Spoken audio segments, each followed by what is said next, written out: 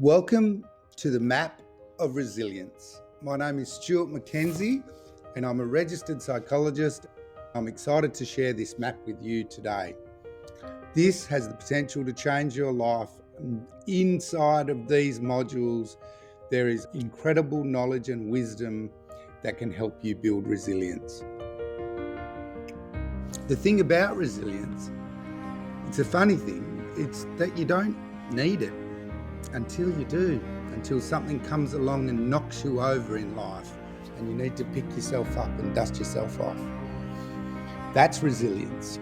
Or resilience is the journey of growth and development because of adversity. Life may not come with a map, but everyone will experience twists and turns, from everyday challenges to traumatic events with more lasting impact. Yet people generally adapt well over time to these life-changing and stressful situations. In a large part, this is thanks to resilience.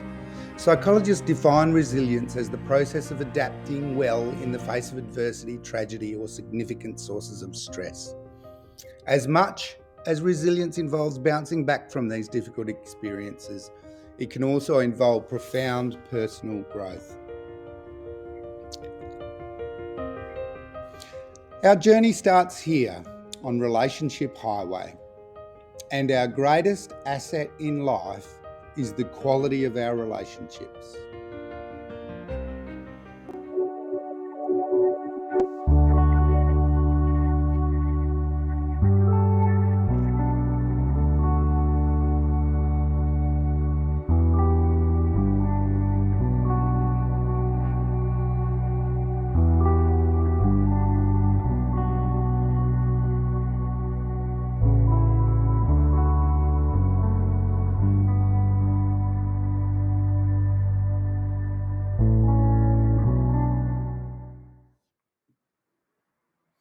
Relationships change.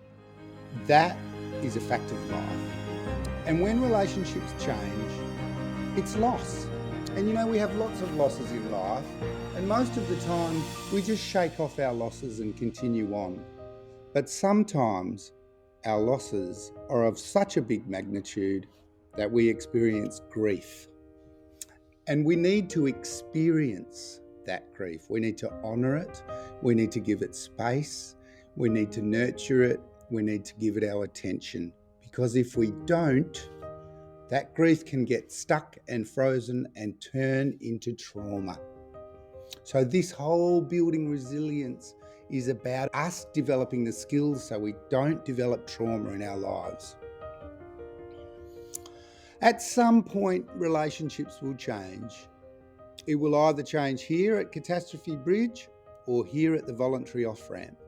And if you look at the voluntary off-ramp, this means you've got some agency in the change. You've got some choice. You make the decision. It's like leaving friendships that you think are toxic to you. And you're like, I don't want this. I'm walking away from it. And when you do that, you don't have a whole lot of intense emotions around it. You'll have feelings, but those feelings won't involve grief.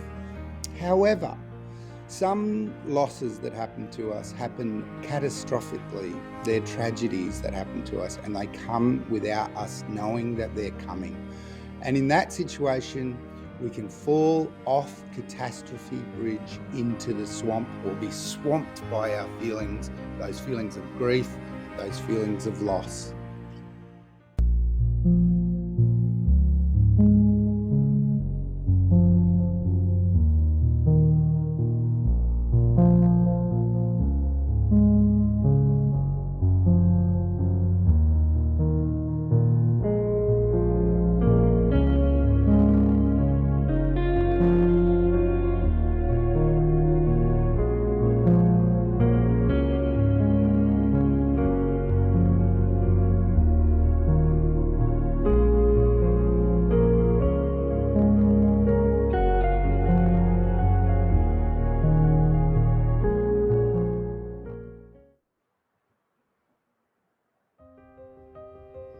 If we fall from Catastrophe Bridge, and if something great has happened to us, we can land in this swamp of feelings.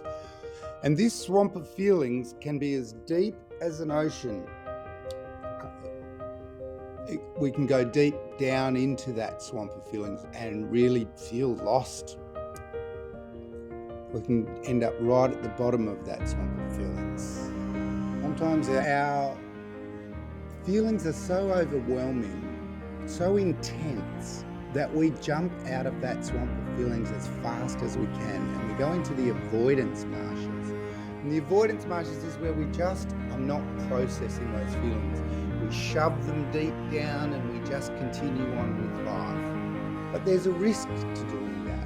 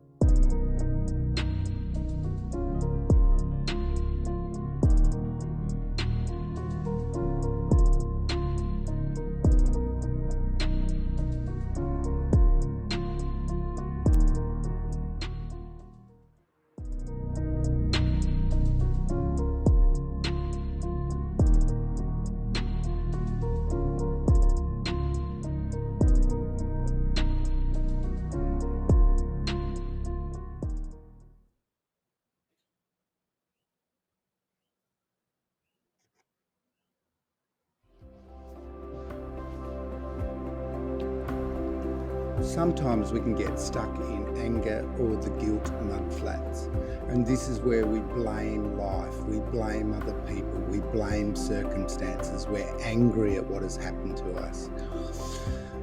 This is a natural reaction, but if we stay there too long, we sink up to our waist in mud, and try walking in mud. It's very, very difficult. So actually getting and understanding that this is a place where we can get stuck on the map of resilience is important.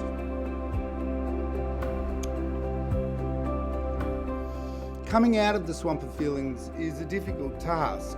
We often will have good days and then we'll fall back and be swamped by our feelings again and overwhelmed. We've really got to drag ourselves out of that swamp of feelings, which happens over time. Then we find ourselves in the Forest of Hope. And the Forest of Hope is where we can regain our energy. We can have some deep rest.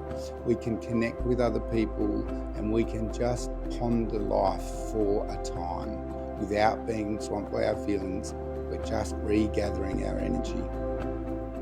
And after that time, we will begin to want to move again forward in our lives. And the rocky paths is a metaphor for discovering something new in our lives. It might be a new career, or it might be a new relationship, or it might be that we learn a new skill, a new language, or learning to play the guitar. We're looking for something that we can be passionate about and that we can re-engage ourselves in.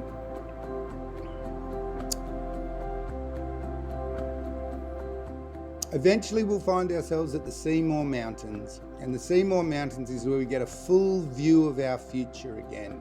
We can begin to design our lives. We can develop a crystal clear vision of what it is that we want to create, and we can hold a certainty that we'll create that vision. And then we can work relentlessly through trial and error to create that vision that we want for our lives. This is the only place that we can do that from the Seymour Mountains. Some people form new relationships. We all form new relationships, but often we form those relationships from a far more experienced and wiser place, and we've reassessed our values, and we know now what is important for us in terms of the relationships that we want in our lives. Some people can get stuck in the desolate desert and they lose all relationships. You might bump into some of these people in the capital cities, on the streets, sleeping rough, lost relationships with people, chronic alcoholism, chronic substance abuse, and that's why it's called the desolate desert. So that's a brief introduction to the map of resilience. In the course that I'm going to take you through, we are going to dive deeply into each one of those areas on the map, and we are going to seek to understand what is required to move through that area of the map, and the skills that we need to develop, and the strategies that we can use to help us continue to journey through that map. Sometimes we move through the map very quickly, just in a matter of minutes, and sometimes we get stuck and it takes a lot longer to move through that map. This is the beginning, the introduction to the modules for the map of resilience, which we will explore in greater depth as you join with us on the resilience ascendancy. This is the work that is involved in understanding the psychological landscape, recovering from our losses, preventing post-traumatic stress, and building resilience. This is the journey of our lives, the journey towards post-traumatic growth.